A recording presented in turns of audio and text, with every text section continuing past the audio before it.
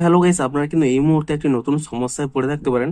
আপনারা যখনই ধরুন আগের দিন হয়তো অন্নপূর্ণা যোজনার স্ট্যাটাসটি চেক করেছিলেন, সেখানে আপনাদের এইখানে আন্ডার প্রসেস শো করছিল। কিন্তু এখন যখনই আপনার স্ট্যাটাসটি চেক করতে চাইছেন, এখানে দেখুন কোনো আন্ডার প্রসেস তো দূরের কথা, এখানে কিন্তু বেনিফিশিয়ারির নামটিও শো করছে না।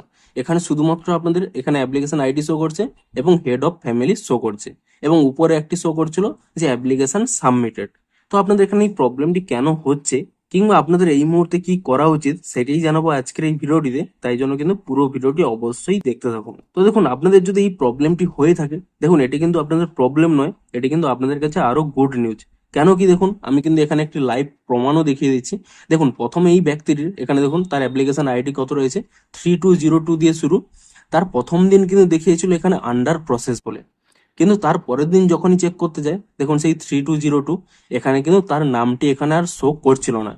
কিন্তু সে যখন আজকে আবার চেক করছে, দেখুন 3202, দেখুন তার কিন্তু এখানে অ্যাপ্রুভ হয়ে গেছে। অর্থাৎ এখানে আপনাদের যদি আন্ডার প্রসেস থেকে যদি আপনাদের এখানে নামটি এখানে আর না শো করে, তাহলে ভেবে নিন যে আপনাদের কিন্তু আন্ডার প্রসেস থেকে এবারে কিন্তু অ্যাপ্রুভ হবে। তাই জন্যই কিন্তু এখানে নামটি রিমুভ করে দিয়েছে, কারণ তারা স্ট্যাটাসটি চেঞ্জ করছে।